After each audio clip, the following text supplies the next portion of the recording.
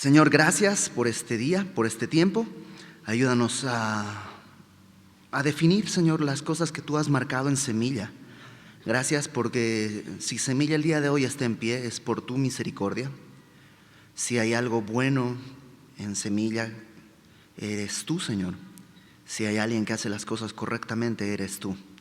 Y nos has dado a lo largo de estos años distintas marcas que de acuerdo a tu voluntad has querido que abracemos. Ayúdanos el día de hoy a poder entenderlas, a poder a través de eso aclarar y Señor, simplemente descansar en que la obra te pertenece. Todo, Señor, lo pedimos en el nombre de Jesús. Amén. Ok, distintivos. ¿Qué son los distintivos? Distintivos son marcas o características. Entonces, cuando hablamos de distintivos de Semilla, estamos tratando de ver qué características tiene Semilla que a lo mejor no tiene alguna otra iglesia. Y no estamos diciendo que son características que la hacen mejor o algo así. Simplemente la hacen distinta, la hacen particular. Como en cualquier familia, las familias a veces comen a cierta hora por ciertas situaciones que tienen, como en su dinámica familiar o la forma en la que se hablan, o no sé, simplemente tienen distintas características por la dinámica en la que se manejan. En Semilla tenemos ciertas características y una de ellas es precisamente la forma de enseñanza. Otra vez, no estamos diciendo que otras iglesias enseñen mal, pero simplemente queremos ver cómo es que enseñamos en Semilla de Mostaza la palabra, cómo la enseñamos y por qué la enseñamos así. Y la forma, digamos, la definición técnica del tipo de enseñanza que tenemos en Semilla, excepto esta prédica, es la predicación expositiva. Hay predicaciones de distintos tipos. Y la mejor forma de entender la predicación expositiva es tratando de entender lo que no es la predicación expositiva. Entonces, primero veamos qué cosas no son predicación expositiva. Predicación expositiva no es tomar un texto y avanzar, explicar un par de cositas y avanzar. Eso podría ser una predicación verso a verso, pero no necesariamente expositiva. Otro tipo de predicación muy común, otra vez, no que esté mal, pero no es expositiva, es la predicación temática o por tópicos. Por ejemplo, no sé, en mayo, que ya viene el Día de la Madre, entonces vamos a hacer una enseñanza acerca de cómo dirigir tu hogar si eres mujer y estás casada y tienes hijos. Y luego para el Día del Padre haremos lo mismo, y para el Día de la Patria hablaremos de cómo ser un buen ciudadano, y para el día, y así. Lo que haces es, tienes un tema en mente y buscas lo que la Biblia dice acerca de ese tema. Y esa es una predicación tópica, y algunas veces la hemos usado en Semilla, pero no es la característica de cada semana. Entonces, ya que vimos qué cosas no son la predicación expositiva, podemos pasar a una pequeña definición. Va a ser medio una clase esto, pero es, creo, la mejor manera de entenderlo. La predicación expositiva básicamente es la enseñanza fiel del texto bíblico con ciertas características. La primera característica es que el mensaje halla su fuente en la Escritura. El mensaje proviene de la Escritura y se extrae de la Escritura por medio de una interpretación. Suena muy raro, pero digamos una exégesis. Eso es lo que quiere el término correcto. Exégesis quiere decir sacar del texto algo. Se saca del texto por medio de una exégesis cuidadosa. Y el mensaje se presenta explicando el sentido normal que tiene en su contexto. Dicho de otra manera, tratamos de que el día de hoy, en el 2016, podamos entender lo mismo que entendieron los que leyeron por primera vez este texto. ¿Sí me cachan? O sea, es tomar el texto, sacar de ahí el contenido del mensaje y presentarlo con las explicaciones necesarias para que comprendamos el sentido original que Dios tenía cuando ese texto quedó escrito. Luego ese mensaje lo tenemos que poner en el significado correcto de toda la Escritura. Esa es la predicación expositiva. Tengo aquí una cita de dos autores, Gary Miller y Phil Campbell, que dice algo muy interesante acerca de la predicación expositiva. En la predicación expositiva, dicen estos señores, donde Dios está explicando algo, tenemos que ayudar a la gente a entenderlo. Donde Dios nos está advirtiendo algo, tenemos que ayudar a que la gente sienta la urgencia y el peso de la advertencia.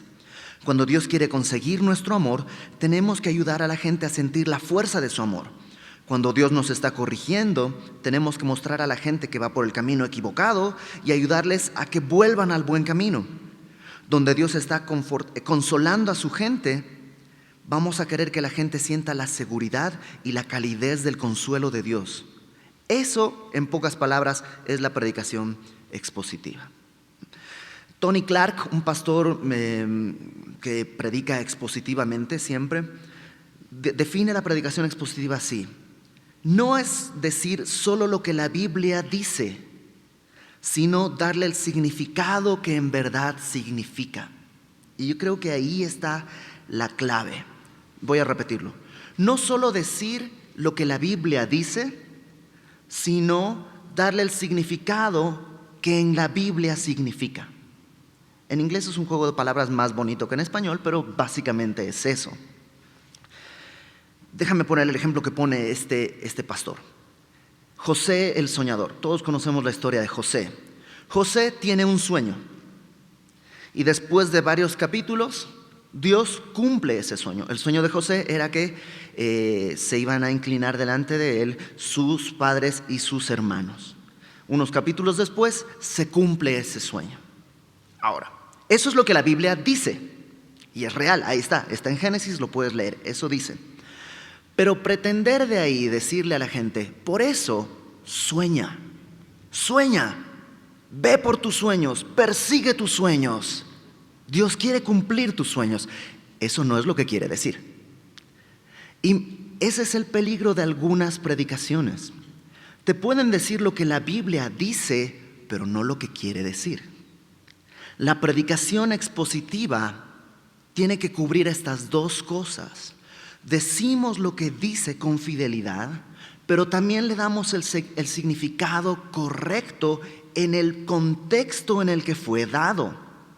En ningún momento José está pensando, tengo sueños que entonces Dios va a cumplir. Es más, se me ocurre una canción, sueña con un mañana. No, esa es filosofía del siglo XX y del siglo XXI.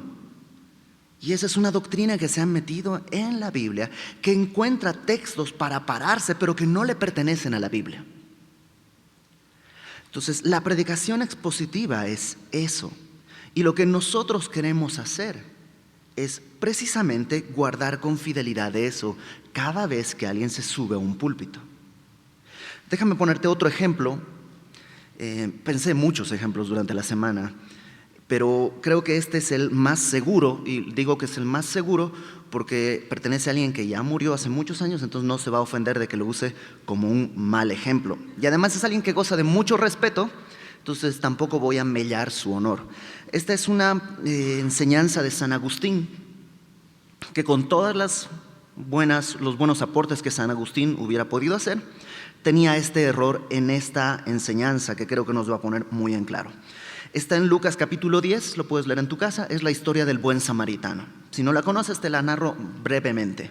El buen samaritano es la historia de un hombre, un judío, que está caminando, de pronto es asaltado en el camino, es asaltado, lo golpean, lo dejan medio muerto y pasa un sacerdote y pasa un levita y nadie lo ayuda, nadie lo auxilia. Y de pronto pasa un samaritano. Judíos y samaritanos no se llevan entre sí. El samaritano pudo haberlo dejado ahí porque era su enemigo natural, pero este buen samaritano lo toma, lo venda, le pone algunas curaciones, lo sube en su cabalgadura, lo lleva hasta un mesón y le dice al mesonero, pues te lo encargo, te dejo 2 monedas para que vayas cubriendo sus necesidades, yo voy a volver y si es que se necesita algo más, yo te lo pago. Entonces es la historia del buen samaritano. Entonces San Agustín dice que esta historia es la historia de la redención. En primer lugar tenemos a un hombre que descendía de Jerusalén, estaba yendo de Jerusalén a Jericó, y es un símbolo de Adán. Este hombre es un símbolo de Adán que está saliendo de Jerusalén, la ciudad de Dios, cuando ha pecado, ¿no? Él estaba en Jerusalén y ha descendido a Jericó. Además, los ladrones representan el diablo y sus ángeles que incitan al hombre a pecar. Cuando dice que lo despojaron, habla, según San Agustín, de cómo al hombre se le despojó de su inmortalidad. Siendo el hombre antes inmortal, a partir del pecado ahora es un ser que muere. Dice además el texto que lo hirieron, y eso habla del pecado y las heridas que produce el pecado en este hombre. Dice además el texto que lo dejaron medio muerto, y San Agustín dice, esa es la condición de nosotros, estamos vivos físicamente, pero muertos espiritualmente, por tanto estamos medio muertos como este hombre en la parábola. El sacerdote y el levita que pasan y no lo ayudan son un tipo de el ministerio y el sacerdocio del Antiguo Testamento, que no pueden ayudar al hombre que está en pecado. El samaritano representa a Jesucristo mismo, que viene, venda las heridas, ¿no? Y el vendar implica, según San Agustín, vendar las limitaciones hechas por el pecado. Es decir, tenemos todavía las heridas del pecado el día de hoy, pero están vendadas y podemos tener acceso a gozo y no hemos sido sanados, vamos a ser sanados cuando tengamos un nuevo cuerpo. Por el momento, Cristo solo ha vendado nuestras heridas. El aceite que le pone es un símbolo de la unción, es un símbolo de la esperanza. La cabalgadura en la que sube este samaritano a este hombre herido es la carne de Cristo encarnado. El mesón al que lo lleva representa la iglesia, donde este hombre va a ser cuidado y va a ser protegido. Y cuando le dice al mesonero, te doy dos denarios, habla de la promesa de provisión para esta vida y para la venidera. Y al final le dice, voy a ir y voy a volver, lo cual evidentemente habla de la primera venida de Cristo, su regreso al cielo y su promesa de volver a la tierra. Y el mesonero, según San Agustín, representa a Pablo, que es el que en su doctrina en el Nuevo Testamento ha definido cómo debe ser el cuidado, etcétera, etcétera. Ok, si nunca has oído esto, seguramente dices, wow, la neta está muy padre. Y es teológicamente correcto. El hombre ha caído en pecado, tiene heridas, es mortal, todo eso es correcto. Nada más que no es lo que el texto dice. O sea, todo eso que dice San Agustín no es una herejía, pero no es una buena predicación, porque el texto no está diciendo eso, no quiere decir eso. Jesús, cuando cuenta esa parábola, está hablando con un maestro de la ley. Este maestro de la ley le pregunta a Jesús, ¿qué debo hacer para heredar la vida eterna? Y Jesús le dice, pues conoces los mandamientos, ama a Dios con toda tu mente y también ama a tu prójimo, como a ti mismo. Y entonces este maestro, como queriendo zafarse, le dice, híjole, pero pues para saber quién es mi prójimo, está difícil. Y entonces Jesús le dice esta parábola. No está tratando de explicarle la historia de la redención, está tratando de decirle quién es tu prójimo. Básicamente cualquiera que tiene necesidad. Y estamos llamados a ayudar en amor a esa necesidad. Eso quiere decir amar a Dios con toda mi mente, con todas mis fuerzas, y eso quiere decir amar a mi prójimo como a mí mismo. Entonces, aunque la interpretación de San Agustín no es una herejía, no es lo que el texto dice. Y necesitamos ser cuidadosos en eso. El día de hoy vivimos en una época en la que es muy fácil cachar todo tipo de enseñanzas. Y tristemente, la mayor parte de la gente las recibe No porque examina lo que dicen los predicadores, sino, permíteme decirlo así, de acuerdo al número de likes que tiene. Si es un predicador famoso, pues debe ser bueno. Cuando no es verdad. No es verdad. Yo tengo esta teoría, igual y no es del todo correcta, pero yo tengo esta teoría. Por años yo di clases de batería, muchos años. Y una de las cosas que a un alumno, cuando llegaba, le preguntaba siempre: ¿y cuál es tu baterista favorito? Y siempre me contestaban, los que sabían poco me contestaban, pues Alex de Maná, o el de Metallica, ¿no? Ni siquiera sabían quién era Lars Ulrich. El de Metallica, o el de Pantera, o el de él, ¿no? Los otros que ya sabían un poquito más me decían: no, pues me gusta Vinnie Colaiuta, Simon Phillips, ¿no? Y así ya de nombres que solo saben los que saben. Y cuando les preguntabas: ¿y por qué te gusta?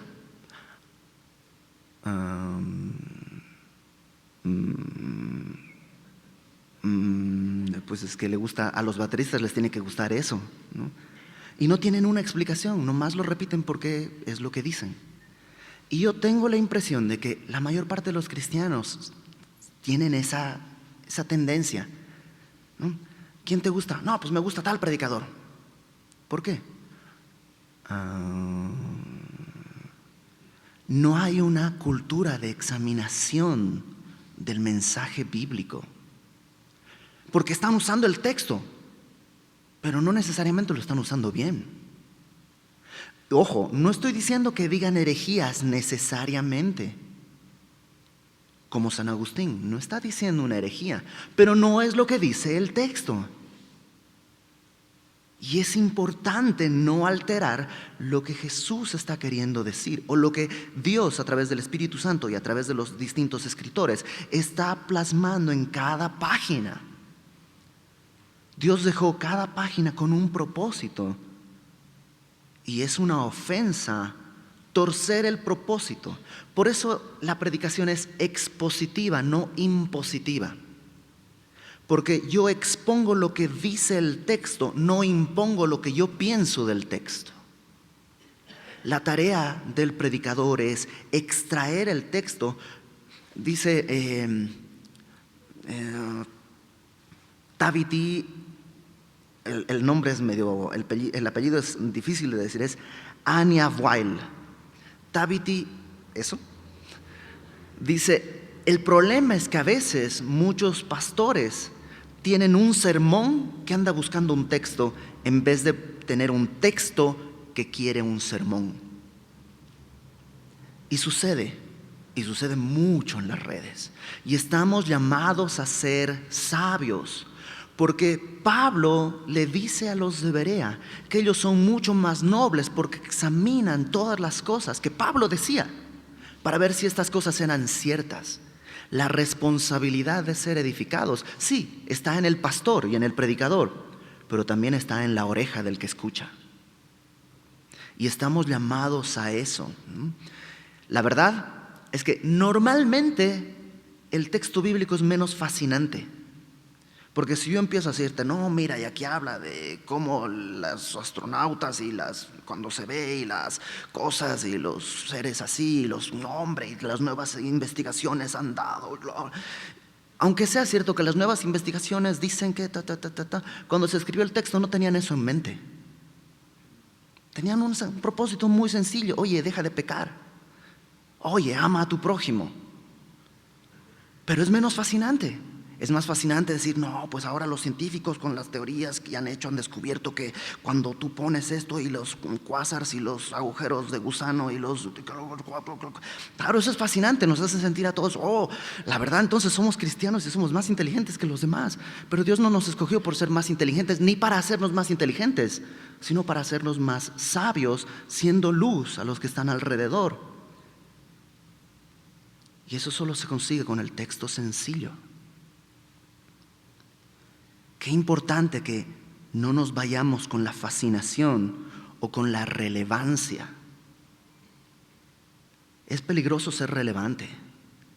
De entrada, en una iglesia como esta, ok, voy a ser relevante, pero ¿para quién? Para los casados. ¿Y qué hacemos con los solteros? Para los que tienen hijos, ¿y qué hacemos con los que no tienen hijos? Para los hombres, ¿y qué hacemos con las mujeres? Para las mujeres, o sea, no puedes ser relevante, nomás tienes que ser fiel. Y la predicación expositiva plantea eso como base fundamental. Ahora, para no quedarnos con la idea de que nomás hablé lo que yo creo, porque sería absurdo, acompáñame por favor a Nehemías capítulo 8 y vamos a revisar 3 pasajes, espero brevemente, que nos dan la línea bíblica para todo esto que acabo de decir. Todo esto que te acabo de decir fue como una clase, un resumen de todo lo que hemos aprendido, pero ahora te voy a mostrar lo que la palabra de Dios dice acerca de sí misma y acerca de cómo tiene que ser enseñada. En Nehemías capítulo 8, te pongo el contexto rápidamente. Jerusalén estaba destruida, el templo ya estaba edificado, pero las murallas estaban destruidas, y lo que hace Nehemías llegar a Jerusalén es edificar los muros y las puertas para que pudiera ser una ciudad segura nuevamente. Una vez que está ya edificada la defensa, los muros y las puertas, ya pueden reunirse para adorar a Dios. Y esta es la primera reunión que tienen. Se reúnen ahí cerca del templo para esto. Dice en el verso 1 del capítulo 8: venido el mes séptimo, los hijos de Israel estaban en sus ciudades, y se juntó todo el pueblo como un solo hombre en la plaza que está delante de la puerta de las aguas. Y dijeron a Esdras, el escriba, que trajese el libro de la ley de Moisés, la cual Jehová había dado a Israel. Y el sacerdote Esdras trajo la ley delante de la congregación, así de hombres como de mujeres, y de todos los que podían entender, el primer día del mes séptimo, y leyó en el libro delante de la plaza que está delante de la puerta de las aguas, desde el alba hasta el mediodía, en presencia de hombres y mujeres y de todos los que podían entender, y los oídos de todo el pueblo estaban atentos al libro de la ley. Y eso es lo primero que nosotros creemos. Se trata de leer el libro de la ley. Nos reunimos para escuchar la palabra de Dios, no consejos. Puede haber consejos buenos, sería bueno tener consejos acerca de muchas cosas, pero nosotros nos apegamos y nos reunimos para leer las Escrituras. Dice ahí, se reunían para leer en el libro de la ley, y para eso nos reunimos. En segundo lugar dice, todos los que podían entender. Y por eso tenemos un club semilla, porque los niños acá no van a entender lo que se está diciendo en una reunión, pero queremos que entiendan algo. Entonces les presentamos la misma lección en un sistema, en un lenguaje que ellos pueden entender, porque también son amados del Señor, y eso lo hacemos en Club Semilla. Por eso no es guardería Club Semilla, es su iglesia, es su reunión en la que están adorando a Dios y están buscando entender el libro de la ley en un modo en el que su capacidad les permite, porque son niños en proceso de desarrollo. Verso 4: y el escriba Esdras estaba sobre un púlpito de madera que habían hecho para ello, y junto a él estaban Matatías, Sema, Anías, Urías, Hilcías y Maasías a su mano derecha, y a su mano izquierda Pedaías, Misael, Malquías, Hasum, Hasbadana, Zacarías y Mesulam. Y esto del púlpito de madera habla de tener lo necesario, lo adecuado para que el mensaje pueda ser fácilmente expresado. Si está a nivel de los demás, pues el sonido solo llega hasta las primeras personas. Puesto un poco más alto, puede hablar y el sonido llega un poco más allá. Y acá pues hemos invertido en los recursos tecnológicos necesarios para que pueda escucharse en todas partes. Dice luego versículo 5: abrió pues Esdras el libro a ojos de todo el pueblo, porque estaba más alto que todo el pueblo, y cuando lo abrió, todo el pueblo estuvo atento. Y es algo que también buscamos en la iglesia, que todos puedan estar atentos. Por eso tenemos servidores que están indicándote: mira por allá hay lugares, mira por allá no vayas, ya no hay lugar por acá. ¿Por qué? No queremos generar distracción a los que ya están sentados y escuchando. Queremos que toda la atención se centre en el mensaje, no en el predicador, sino en el mensaje. No tenemos cosas que distraigan o que llamen la atención para que el mensaje pueda ser claramente expuesto y recibido sin estorbos. Bendijo entonces Esdras a Jehová Dios grande, y todo el pueblo respondió amén, amén, alzando sus manos, y se humillaron y adoraron a Jehová, inclinados a tierra. Y los levitas Jesúa, Bani, Serabías, Jamín, Acub, Sabetai, Jodías, Maasías, Kelita, Azarías, Josabed, Hanán y Pelaía hacían entender al pueblo la ley, y el pueblo estaba atento en su lugar. Y ahí lo que se hace es que no solo se diga lo que hay que decir, sino que se entienda. Porque si no, no tiene sentido. No, la palabra de Dios no es mágica. No es que poniéndola y escuchando pasan cosas. No, hay un propósito, entendimiento. Dios decidió revelarse en un lenguaje humano, por tanto tiene normas del lenguaje humano que tenemos que tratar de entender. ¿Cómo entendemos? Verso 8. Leían en el libro de la ley de Dios claramente y ponían el sentido de modo que entendiesen la lectura. Y es lo que hacemos cada semana. Leemos en la palabra y vamos poniendo el sentido de modo que cuando tú llegas a tu casa entiendes lo que dice el texto.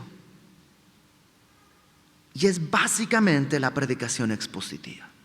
Tomamos el texto, lo leemos, ponemos el sentido, que no el que yo creo, no el que el día de hoy sería popular, sino el que tenía en el momento en que fue escrito. Y luego ese mismo sentido se lo traslada a nuestra sociedad, porque nuestras necesidades, nuestros problemas y sobre todo la solución no han cambiado. Nuestro problema sigue siendo el pecado, sigue siendo nuestra naturaleza egoísta y pecadora. Seguimos siendo Romanos 3. Nuestras bocas tienen veneno de serpientes, nuestros pies corren a derramar sangre, no hay bueno ni aun uno. Todavía seguimos siendo eso como seres humanos, y todavía necesitamos la promesa de esta simiente que Dios prometió en Génesis, que aplastaría a la serpiente. Todavía nuestra única respuesta sigue siendo Jesucristo. Por eso podemos tomar un texto que tiene miles de años de haber sido escrito y seguir siendo vigente el día de hoy. Solo necesitamos borrar las barreras que se han levantado, barreras de lenguaje, barreras geográficas, barreras culturales, y entonces tú recibes el mensaje tal cual fue escrito. Acompáñame a Hechos, por favor, capítulo 20.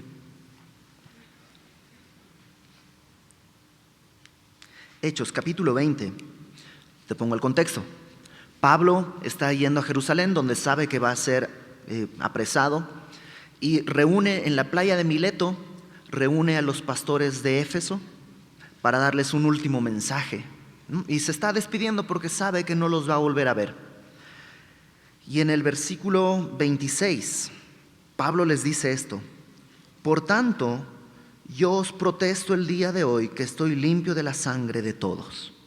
Y esa es una de las metas que tenemos en Semilla. Yo no sé cuántos de los que estamos acá vamos a llegar vivos al próximo domingo. Pero tenemos, los que Dios nos ha dado el privilegio de predicar, tenemos la responsabilidad de cumplir esto, de estar limpios de la sangre de los que están aquí alrededor. Que nadie delante de Dios pueda decir: es que a mí no me dijeron o me enseñaron mal. Pablo dice: estoy limpio de la sangre. ¿Por qué? Verso 27. Porque no he rehuido anunciaros todo el consejo de Dios. Y ese es el segundo elemento. Ya vimos que la predicación expositiva es la declaración del texto como fue escrito, de la manera en la que fue escrito y en el sentido en el que fue escrito. La segunda parte es que lo que hacemos es ir verso a verso para no brincarnos nada y para poder presentar todo el consejo de Dios. Sinceramente, hay partes de la Biblia que tú dijeras: esto no quisiera predicar. Hay partes de la Biblia que dices: híjole, yo sé que terminando esto alguien va a venir a regañarme. Y sucede. Así nomás bajas las escaleras y hay alguien ahí dispuesto a regañarte. Pero no puedes brincarte lo que Dios ha escrito. No podemos editar. Esta parte no. El texto íntegro es lo que estamos llamados a enseñar. Y Pablo dice, de esa manera yo estoy limpio de la sangre de ustedes. Por eso tenemos una predicación expositiva, pero además sistemática, secuencial, verso a verso. Ve ahí en Hechos 20, fíjate en el versículo 32, ya al final de su discurso, Pablo dice, ahora hermanos, ya se está yendo, no los va a volver a ver, y dice, os encomiendo, literalmente los dejo al cuidado de Dios, os encomiendo a Dios y a la palabra de su gracia que tiene poder para sobreedificaros y daros herencia con todos los santificados. La verdad es que confiamos en la palabra. No tenemos un listado de reglamentos. Mira, los que vienen a Semilla tienen que tener el cabello de esta manera, tienen que vestirse de esta manera y tienen que hacer estas cosas de esta manera, porque si no, no son semillosos y necesitamos No. Cuando alguien viene, recibe la palabra y lo encomendamos a Dios, que conoce su vida mejor que cualquiera de nosotros, y a la palabra de su gracia, porque nosotros no tenemos poder para sobreedificarles y darles herencia con los santificados, pero la palabra de Dios sí. Por eso enseñamos la palabra y enseñamos a permanecer en la palabra. Es nuestro anhelo. Es nuestro anhelo. Para terminar, acompáñame por favor a Marcos capítulo 4. El Evangelio de Marcos capítulo 4. Y esto lo enseñé justo esta semana expositivamente en Querétaro, así que supongo que en unas semanas lo puedes escuchar, porque todo el capítulo es maravilloso acerca de la palabra. Solo vamos a ver un pedacito, estará en la página, supongo, y así ya le puse presión a Dodo para que ya cumpla. Pero en Marcos capítulo 4, el contexto es la palabra de Dios. Aquí está la famosísima parábola del sembrador. ¿La recuerdas? Que la semilla de la palabra es la que se siembra en 4 distintos tipos de tierra o 4 distintos tipos de corazones. Dice en el versículo 26, el contexto sigue siendo la palabra. Decía además, así es el reino de Dios, como cuando un hombre echa semilla en la tierra y duerme y se levanta de noche y de día, y la semilla brota y crece sin que él sepa cómo. Así es la palabra.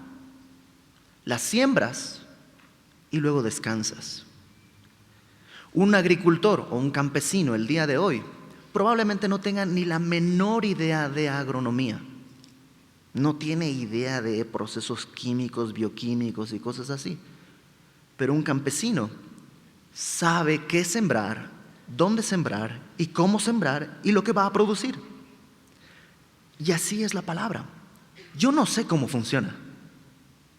La verdad es que a veces digo, híjole, yo necesitaría más bien que alguien me enseñe no sé, cómo administrar mi hogar, cómo tratar a mi esposa. Necesito que me digan así, mira, número 1, al levantarte te tienes que levantar a las 5:30, vas, te levantas, preparas el café, le preparas un desayuno a tu esposa y entonces, así no, entonces yo voy palomeando y cuando vengo a consejería necesito ayuda. No me dicen nada de eso.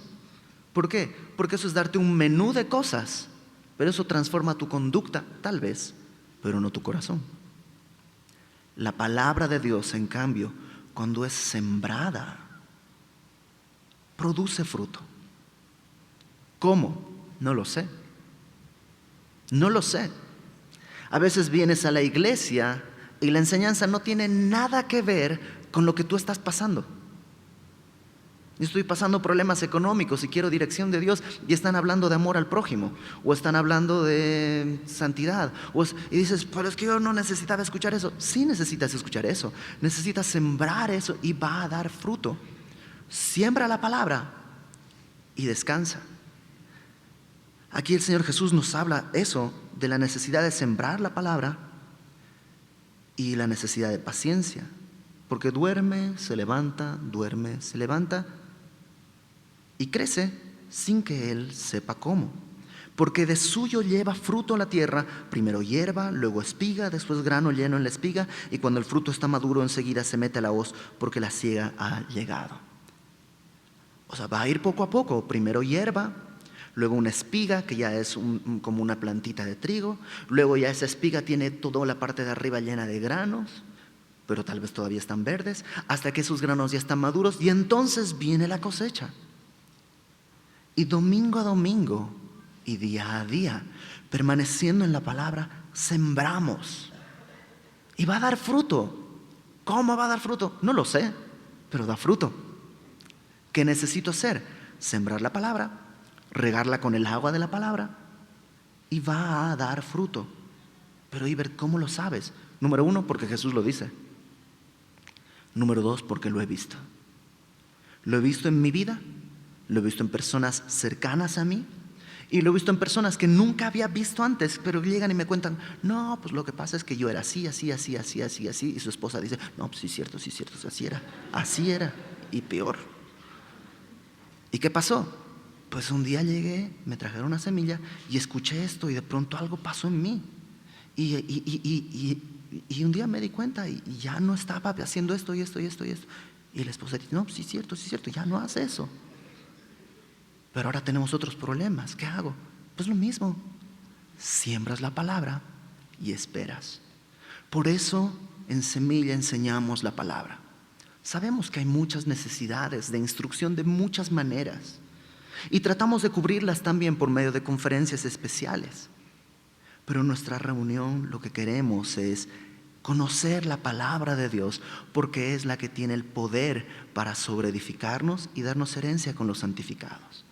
En el Salmo 19 dice que nos puede quitar lo torpes, lo sencillos, y hacernos sabios.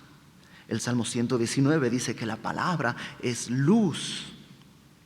Y así podríamos hablar de muchas cosas, pero también la palabra es espada y que corta y discierne. Entonces, ¿qué es la predicación expositiva? La enseñanza fiel del texto bíblico, sin tratar de imponer lo que yo creo, sin tratar de dirigir lo que yo pienso, sino simplemente lo que Dios dice, lo que Dios dijo, de la manera en la que dijo y cómo se entendió cuando Dios lo dijo. ¿Y por qué lo hacemos? Porque creemos que ese es el mandato de Dios. Así se hizo cuando Jerusalén fue reedificada. Ese es el mandato que una y otra vez Pablo hace de manifestar la verdad. Le dice a Timoteo, predica la palabra a tiempo y fuera de tiempo, permanece en ella. La palabra, no el consejo humano. Lo hacemos semana a semana porque creemos que va a dar fruto. Y lo hemos visto, da fruto. Vamos a orar. Señor, gracias por tu palabra.